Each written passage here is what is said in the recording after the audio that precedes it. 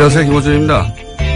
4.25 진원 그리고 시큐리티 파일, 국정원 댓글의 지상, 그 논지를 담은 파일과 그 댓글 작업을 수행한 아이디어 비번을 담은 파일이죠.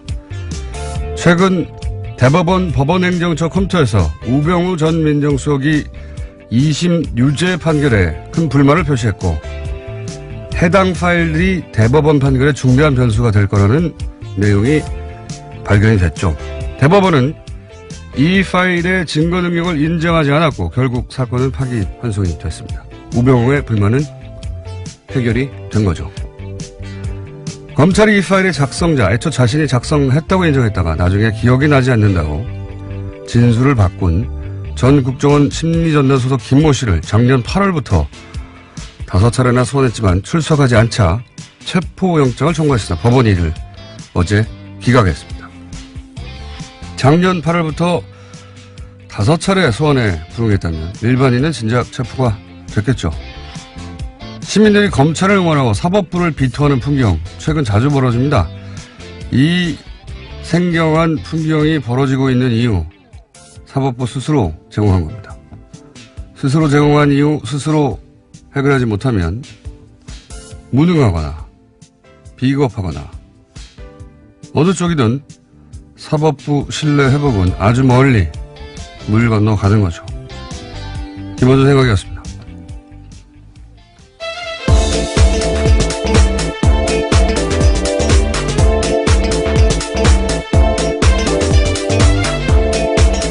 시사인의 김은지입니다. 체포영장이 기각됐다는 뉴스가 이렇게 구석에 처박혀 있나 모르겠어요. 네. 기각됐습니다. 네, 그러게요. 5차례, 저는 이게 작년 8일이라고 그러죠. 깜짝 놀랐어요. 예. 저도 소환에 불응해 봤는데. 몇 번 불응하셨나요? 아니, 이 정도로 불응할 수는 없어요. 예, 그렇죠. 5차례나 불응했을 경우에는요, 보통 체포영장을 쳐서 데리고 나옵니다. 2번, 뭐 그것도 이제 변호사 통해서 일종 조율하고 그러면서 한 2번, 뭐 어떨 경우는 특수한 상황이 되면 3번 이렇게 모르겠는데 작년 8월이잖아요. 작년 8월. 이게 언제부터입니까? 이게 작년 8월부터 했는데 아직도 안 나오면 체포해야 되는 거 아닙니까? 네, 그리고 참고인이 아니라 피의자라고 법원조차 밝히고 있거든요. 그렇기 때문에 반드시 나와서 설명해야 될 부분들이 있는데 나오지 않고 있는 겁니다. 네, 이분이 이제 검찰 수사를 하니까 이제 아프셨어요. 또 아프실 예정인 분들이 많잖아요. 이럴 때는 아프셔가지고 병원에 입원해가지고 계속 안 나오고 있다가 퇴원했는데도 지금도 안 나오는 겁니다. 네. 예, 저도 법정에서 여러 차례 봤었는데요. 기억상실 증언도 굉장히 많이 했습니다. 스스로도 기억력이 부족하다는 이야기까지 했었는데 이제는 아프기까지 하신 거죠. 처음에는 본인이 작성했다고 했어요. 예, 검찰에서는 그렇게 이야기했었습니다. 네, 했는데 나중에 이제 진술을 기억이 나지 않는다고 진술을 바꾸고 대부분은 그걸 받아들여 준 거예요. 예. 본인이 기억나지 않는다고 하니까 본인이 작성한 게 확인이 되지 않는다. 이거 얼마나 편합니까? 네, 자기 이메일은 다 맞고 누구와도 공유한 적이 없지만 첨부 파일만 기억이 안 난다라는 거였습니다. 기억이 나지 않으니까 대법원이 기억나지 않는구나. 그럼 안 되지 하고 증거 능력을 인정하지 않아서 얼마나 편해요. 예, 저도 앞으로 이렇게 할 생각입니다. 무슨 문제가 생기면. 자, 첫 번째 뉴스가 뭡니까? 네, 이명박 정부 시절 국가정보원이 대북 공작금을 사용해서 전직 대통령 뒷조사를 했습니다. 10억 여원으로 김대중 노무현 전 대통령의 뒤를 캔 건데요. 검찰은 최종업 전 이명박 정부의 국정원 3차장 주도로 이러한 비밀 프로젝트가 실행됐다는 사실을 확인했습니다. 그리고 구속영장을 청구했는데요. 김대중 전 대통령 뒷조사는 데이비슨이라는 공장명으로 됐고요. 노무현 전 대통령의 뒷조사에는 연어라는 공장명이 붙었습니다. 데이비스는 뒤에서 나온 것이고 연어는 이제 노무현 대통령 해외 비리가 있으면 그 사람들을 국내로 다시 돌아오게 만들겠다는 이런 뜻이 담긴 거라고 하던데. 네, 하지만 다 실패했습니다. 사실이 아니어서요. 예, 사실무근으로 판결이 나서 실패했는데 이게 이제 실패했기 때문에 드러나지 않을 뻔했던 거죠. 예, 그런데 이게 어떻게 드러났냐 재밌습니다. 갑자기 이름 생각납니까? 네, 원세훈 전 원장. 네. 제가 오늘 멍한 상태거든요. 중간중간에 도와줘야 돼요. 네. 수면 부족으로 멍하기 때문에. 원세훈 원장이 이제 국정원 자금을 유용한 사건을 뒤지는데 그 중에 하나가 호텔 스위트룸을 개인 용도로 빌렸는데 그 자금이 대북 공작금이었던 거예요. 네, 하필이면 대북 공작금을 손을 대서요. 줄줄이 엮이게 된 겁니다. 대북 공작금을 이용해서 대북 공작 능력을 조화시켰기 때문에 북을 이롭게 했으니까 빨갱이죠. 보수 진영의 논리로 따지면 어쨌든 근데 이제 그 자금을 뒤지다 보니까 비는 구석들이 있는 거죠. 그 비는 구석들을 또 따라가다 보니까 이게 나온 거예요. 예. 이런 게 요즘 보수에서 유행하는 단어로 말하자면 정치 보복인데, 근데 이제 그 용어로도 전혀 적합하지 않은 것이 보복이 되려면 김대중 노무현 두 대통령이 이명박 전 대통령을 굉장히 괴롭혔어야 되잖아요. 그런데 사면을 해줘서 정치를 복귀시킨 게 김대중 전 대통령이고, 그리고 청계천 한다고 했을 때 서울시장, 이명박 서울시장 시절에 중앙부처가 이거 협조해주지 않으면 안 되거든요. 보수 정권이었을 때 박원순 시장이 뭐 한다고 그러면 그렇게 못하겠어요.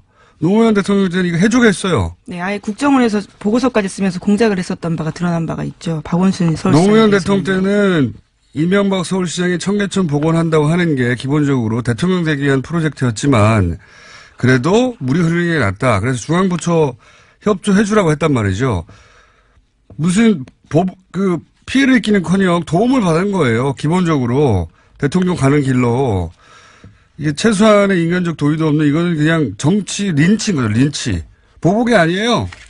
이명박 전 대통령이 한 것은 린치를 가했죠. 심지어 대북 공작금을 사용해서 그조차도 사실로 드러나지 않았다라고 하는 건데요. 근데 이제 뭐 이런 일이 있지 않았을까 짐작만 하다가 이번에 이제 원세훈 원장의 큰 도움으로 이분이 큰 도움을 많이 주시고 계세요. 예, 특활비도 이분으로부터 시작된 것이고 동상을 세워드려야 될까. 어쨌든 여러 가지가 밝혀지고 있는 와중에 당사자들이 모두 인정했다라고 합니다. 자,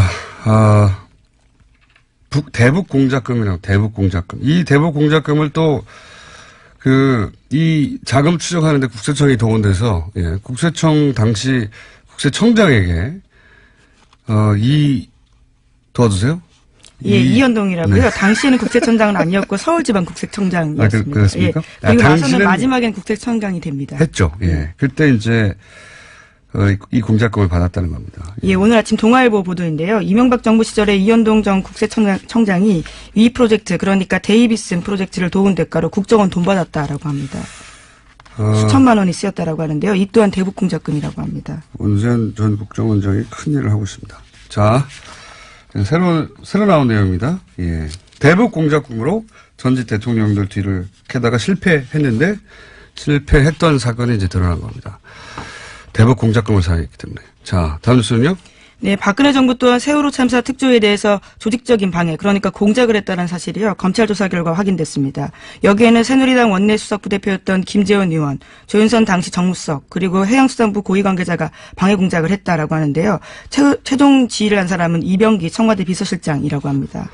특조위가 방해받고 있다. 정부가 당시 박근혜 정부가 특조위를 방해하고 있다는 이야기는 특조위에서 활동하던 분들이 모두가 다 했었어요, 그때. 네, 심지어 당시에도 문건이 나온 바가 있습니다. 부정해서 네. 그렇죠. 그때는 이제 해수부 문건이 나왔는데, 이제. BH라고요. 인정하지 않았었죠. 근데 지금은, 조사가 이루어져서, 누가 그 일을 주도했는지가 이제 특정되기 시작한 건데, 여기 또 의외로 조윤선 전 장관이 등장을 하네요. 해수부 고위 관계자야, 당연히 해수부 관을 붙여니까 등장을 했을 텐데 조윤선 정무수석이 당시에 이 사안에 관여했다. 네. 이 사안이 또 기소되면 조윤선 전 장관의 형량이 늘 수가 있겠네요. 네, 굉장히 구체적으로 장소와 시간이 특정되고 있는데요. 2015년 1월 달에 세 사람이 만나서 특정 호텔에서 만났다라고 합니다. 그러면서 박근혜 전 대통령 7시간 행적 등을 조사하려고 했던 특조위 방해 공작 논의했다라고 하는데요. 여기서 제로 베이스라는 단어가 나온다라고 합니다. 그러니까 특조위 인원과 예산을 모두 축소해서 집행하라라는 의미로 보고 있다고 그러니까 합니다. 특조위 출범하기 이전 제로 베이스처럼 만들어버리라 뭐 이런 의미였던 것 같은데 이게 이제 그 이후에 벌어진 일을 생각해 보면 당시에 그 여야가 추천한 특조위원들이 있었어요. 근데 어느 날 갑자기 이 특조위원들 기자회견을 여는 겁니다. 기자회견을 하고 나서 싹 빠져버리죠. 네. 심지어 여당 추천 의원들이 특조위를 비판하면서 나가는 겁니다. 그리고 나서 그때 이제 특조위에 파견된 공무원들도 있었거든요. 공무원도 싹 철수를 해요. 그러니까 야당 추천 인사들만 남았는데 공무원들이 도와줘야 부처에서 무슨 협조를 받죠. 아무것도 못하는 거예요. 근데 복사나 팩스도 보내지 못했던 상황이라고 저도 기억하고 있는데요. 그때 이분들이 사실 엄청나게 항의했는데 언론이 제대로 다뤄주지 않았었는데 생각해 보시면 보십시오. 당시 이명기 청와대 비서실장은 사실 국정원장 출신이죠. 예. 국정원에서 이런 일을 했던 것도 드러났었죠. 이 공무를 공작처럼 한 거예요. 예. 자기들끼리 모여가지고 이렇게 싹 특조위 활동을 방해하자 한 다음에 여당이 당시 새누리당이 추천한 특조위원들한테 기자회견을 시켜줘. 시키면 합니다. 시키면 해요. 그리고 공무원 철수시키죠. 시키면 하는 겁니다. 다 이렇게 한 다음에 결국은 무력화해서 할 수 있는 두 손 들게 만든 거죠. 예. 예. 그거 알아야 합니다. 당시 이명박 박근혜 정부 시절에는 정권이 좋아하거나 싫어하는 일들은 공적 업무를 공작처럼 했어요. 자원외교 좋아하면 공작처럼 진행하고, 예. 예를 들어 세월호 특조위 싫어하면 공작처럼 방해하고. 이게 이제 정말 뒤져보면 어마어마하게 많이 나올 것 같아요. 그래도 된다고 생각했거든요. 그때 당시 정권. 당시 김재원 의원은 세금 도둑이라는 프레임을 만들어서 특조위를 굉장히 비난했었는데요. 하지만 이에 대해서 김재원 의원은 조윤선 수석과 해수부 고위 관계자 따로 만난 기억 없다라고 현재로서는 부인하고 있다고 합니다. 글쎄요, 기억은 없으실 수 있겠죠. 불리한 기억은. 예, 특별한 상황에서. 근데 이제 이게 이 정도 나왔으면 제가 보기에는 곧 기소가 될 것 같네요. 예. 네, 해수부 차관과 해수부 전 장관들이 피해자 신분으로 나와서 이와 같은 사실에 대해서 진술하고 있다라고 합니다. 그러니까요. 이미 그때 만났던 그 자리에 있었던 사람들이 얘기를 하고 있으니까요. 자, 다음 수는요.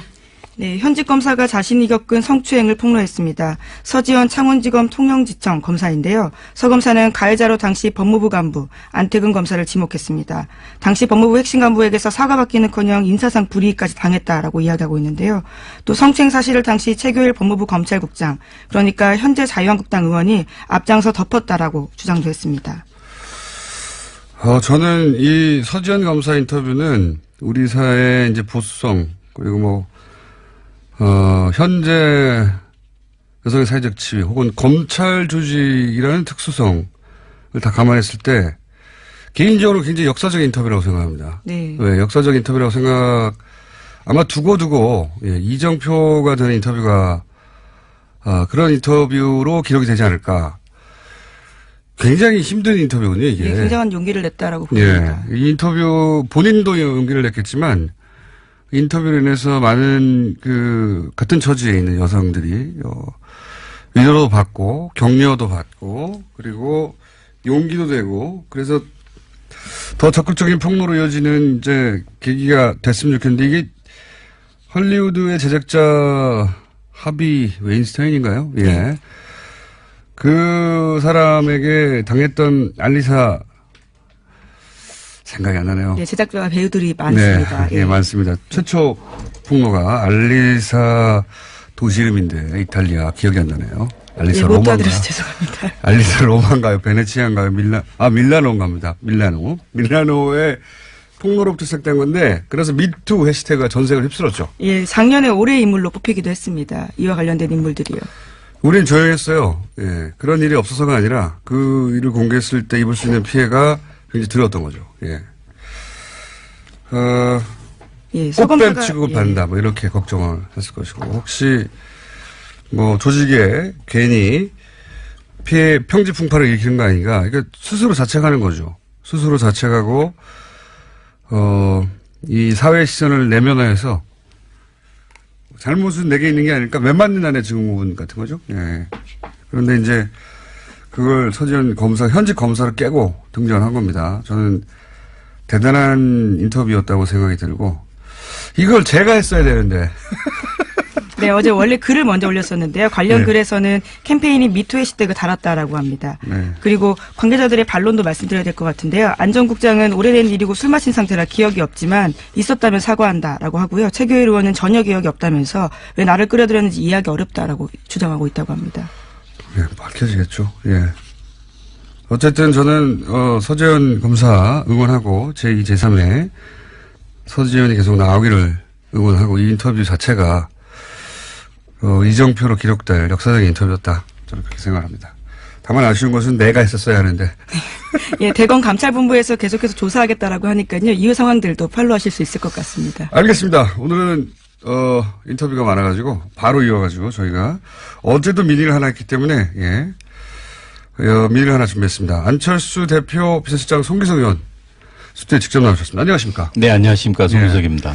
전화와 통화만 하다가 반갑습니다. 어제 이상돈 의원도 직접 나오셨기 때문에. 아, 그러셨어요? 네, 직접 나오시는 게 좋을 것 같아요. 혹시 이 자리에 앉으셨습니까? 바로 그 자리에 앉아 계셨습니다. 네. 똑같은 시간대에. 예. 우선 돌아올 수 없는 다리를 걷는 건 맞죠, 이제? 예, 그런 것 같습니다. 사실 그렇죠. 어제 그제 일월 28일 이른바 이제 통합 반대하는 이른바 민평당 측에서는 장준이 발기인데 이렇게 하고 그리고 통합 추진하는 국민당 안철수 대표 측에서는 당무위 열어서 179명 징계함으로써 사실상 끝난 거죠, 이제. 돌아올 수 없는 다리를 걷는 거 아닌가 그렇게 보입니다. 알겠습니다. 어차피 이제 돌이킬 수 없는 일이면 그냥 핵심 몇 가지만 여쭤보겠습니다. 지금 최근에 논란이 되는. 예. 그 전당대회 때 이제 당원을 이것저것 바꾼 거 이것에 대해서 반대쪽에서는 꼼수라고 하는 평가에 대해서는 어떻게 생각하십니까? 당원 자체를 바꾸지는 않았습니다. 그렇지 않아도 당규문만 바꾼 겁니다. 그렇죠. 이제 당원까지 예를 들자면 그러니까 대표 당원에 의한 투표 방식의 전당대회가 아닌 다른 거기다 또는 추가하거나 그걸 논란이 있었는데요. 일단 정면 돌파한다는 측면에서 당원은 개정하지 않았고 당규만. 예, 당규만 이제 그 전당대회 방식에 대해서만 좀 당규를 바꿨는데 이게 좀 여러 면에서 꼼수다라는 평가에 대해서는 어떻게 생각하십니까? 네, 새벽 6시에 시작한다든가 보는 입장에 따라서는 그렇게 볼 수도 있는 것 같습니다. 왜냐하면 전통적인 의미에 그러니까 한 장소에 특정 시간에 모여서 거기서 잠깐 토론 후에 투표하는 그런 형태가 전통적인 전당대회 아니겠습니까? 그렇지만 이 현대 이 뉴미디어 시대에 와가지고 과연 그 방식을 꼭 고수한 게 옳으냐라는 측면인데요. 거기에 이제 다른 걸 더 가미했다고 볼 수 있을 것 같습니다. 근데 모집단을 줄이려고 대표당원한테 전화해서 모집단을 10,000명을 한 절반 가까이 쳐낸 것도 포함해서 의장 권한을 사실상 무력화하는 디테일한 몇 가지 장치 이런 건 사실 반대파가 이렇게 했으면 안철수 대표 측에서도 가만 안 있었겠죠. 예, 분명히 제가 보기에도 논란의 소질이 있습니다. 다만 대표 당원 같은 경우는 거의 한 이제 6,500, 한 7,000명 가까이 다시 회복된 상황이고 그게 뭐냐면 결국 당비를 내지 않은 분들 또 연락이 안 되는 분들을 어떻게 대표 당원 지위를 유지할 것인지 여부가 이제 핵심이었던 것 같습니다. 핵심은 그게 아니라 어떻게든 통합을 하려고 하다 보니까. 그렇죠. 그런 측면도 있죠. 그런 측면이 다 아닙니까? 예, 그렇죠. 전대 이제 가결을 위해서 사실 그렇게 그렇습니다. 인정하겠습니다. 갑자기 훅 인정하시면. 네. 자. 그리고 또 한 가지 계속 언론에 등장하는 게 이상돈 의원 비롯해서 통합에 반대하는 세 분의 비례대표. 네. 세 분보다 더인지는 모르겠지만 어쨌든 드러난 건 세 분. 이분들의 출당을 본인들은 요구하는데 안철수 대표가 혹시 이걸 해줄 가능성이 조금이라도 있을까요? 그 전에는 아무래도 이제 정당의 자산이다. 당시 총선 당시에 정당을 보고 투표한 거 아니냐 그런 측면에서 임으로 할 수 없다라는 원칙적 원론적 입장을 표현하다가 어제 그제 이제 그 당무위 전에 입장 발표를 하면서 이제 나가세라 사퇴 요구까지 했습니다.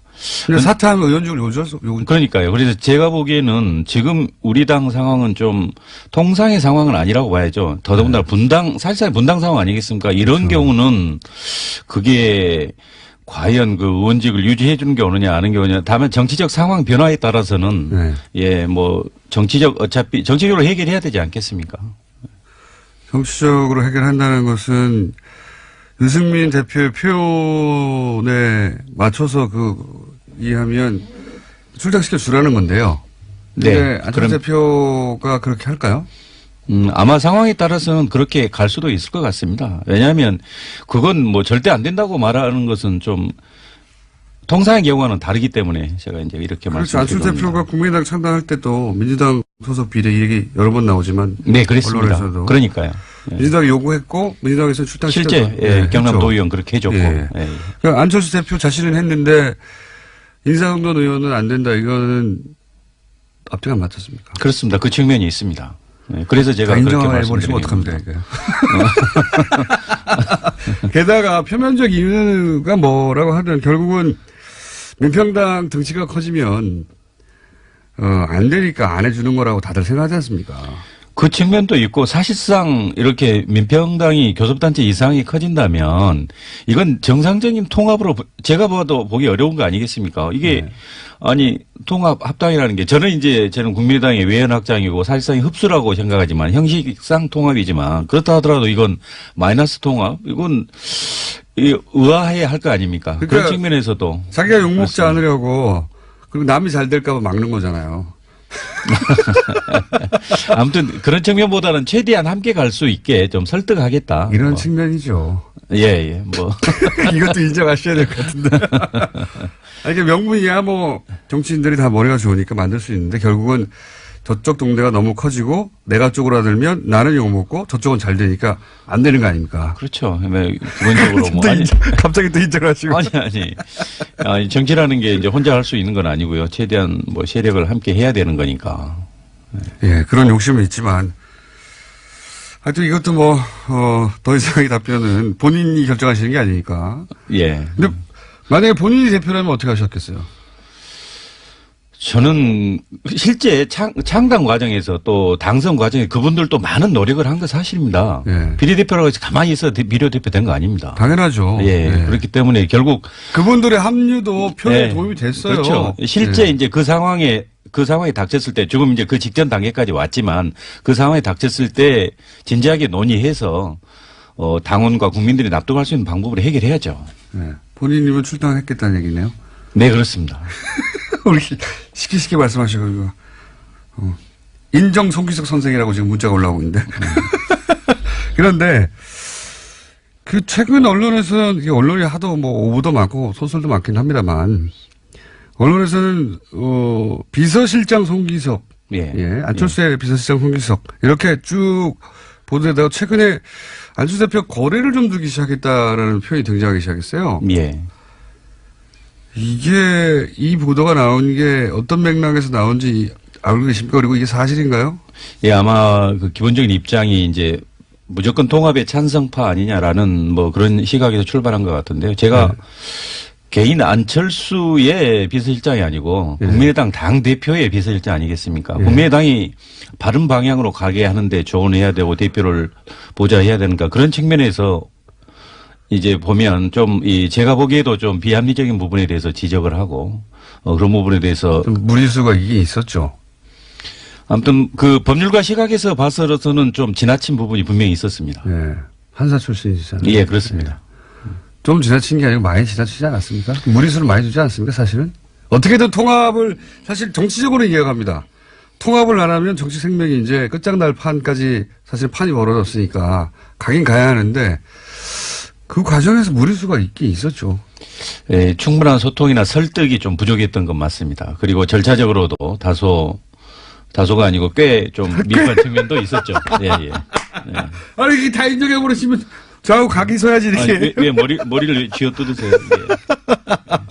지나친 인정. 근데 이런 식으로 객관적으로 보면 그런 면도 있다 얘기하다 보니까 예. 기자들이 그럼 그 사이가 멀어졌나? 이렇게 생각하는 거군요. 해석을 한 거군요. 예, 이제 그렇게 본 것 같지만 그러나 아까도 말씀드렸다시피 국민의당 당대표 비서실장의 역할은 충실하고 있습니다. 국민의당이 바르게 가야 된다. 하지만 개인적으로는 뭐 아쉽거나 이건 너무했다는 부분도 있긴 있다. 예, 지나온 과정 보면 네, 그렇습니다. 그렇군요.